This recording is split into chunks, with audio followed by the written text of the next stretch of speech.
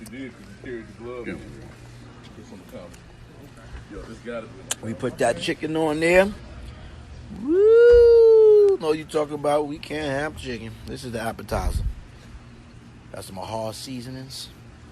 And that's our octobar. I'm about to tear that octobar up, see what's going on over there. My brothers complimented the seasoned chicken by my horror calls. All good. But this is... Okay, welcome. All praises and glory to Yahweh, Ba'ashem Yahushua, Ba'ashem Kodash. Double honors to the elders apostles of Great Millstone. And shalom to the Akim that sincerely pushing the name of Yahweh, Ba'ashem Yahushua.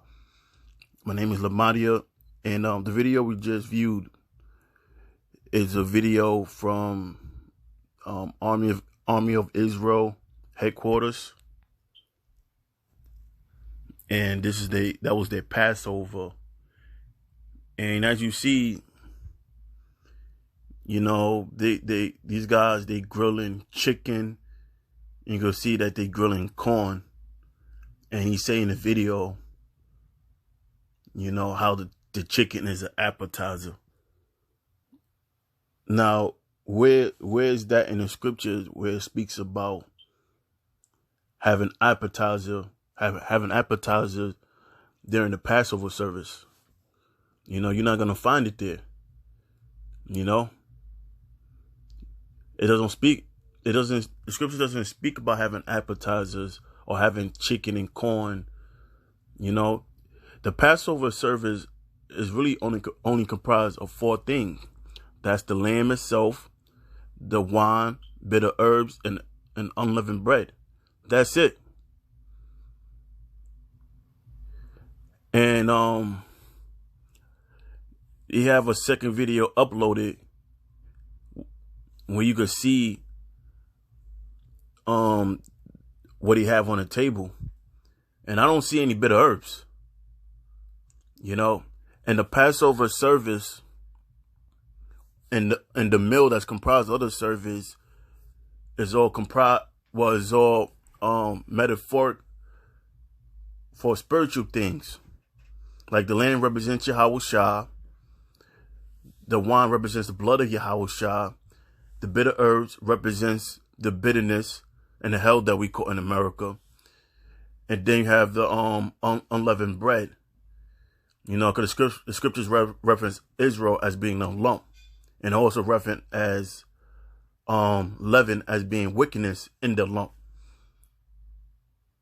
It doesn't mention anything about no corn and no chicken. Where's the spirituality with the chicken? And to be quite honest, that's just having a spirit of being presumptuous. And we're gonna read right now the English definition of being presumptuous. And it reads, and this from OxfordDictionary.com, and it says, failing to observe the limits of what is permitted or appropriate. So that's what it means to be presumptuous. You know, because, you know, it seems where it appeared to be half of these guys, you know, they become Israelites just to be a part of something. And they don't have no true motive or why they even in the truth. It's just something to be a part of. Whereas GMS, we take this thing serious. You know, we're trying to get delivered. You know, we do the things that the Lord told us to do.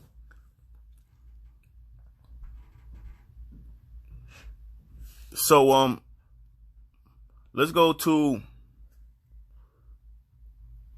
I'm going to go to Deuteronomy 17 and 12. Let's see what that say about being presumptuous. Let's see what the Most High feel about a presumptuous spirit. And it says, and the man that will do presumptuously and will not hearken unto the priest that standeth to minister therefore before the Lord, thy power, or unto the judge, even that man shall die, and thou shalt put away the evil from Israel. So that's how the Most High feel about being presumptuous. You know, the Passover is supposed to be a solemn assembly.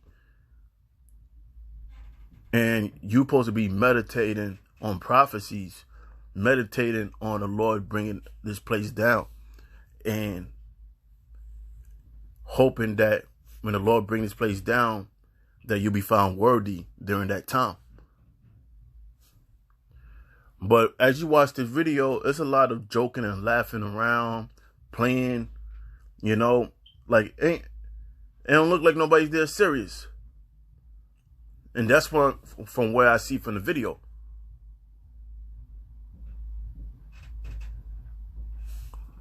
Okay. Now, let's go to Romans, the 10th chapter. It says, brethren, my heart's desire and prayer to the Most High for Israel is that they might be saved.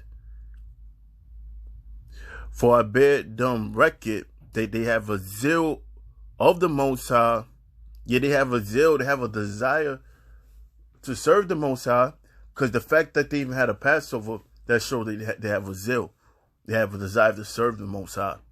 But it reads on, but not according to the knowledge. Now, where is knowledge found? Knowledge is found in the scriptures.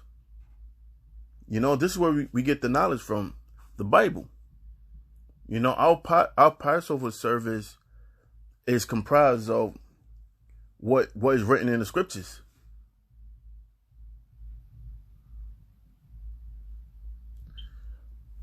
Verse 3, and it says, for they being ignorant of the Most High's righteousness. Now, what is righteousness? Righteousness means to do what's right. Where is right and wrong found? Right and wrong is found within the law. So that's what it means to be righteous, to do that which is right.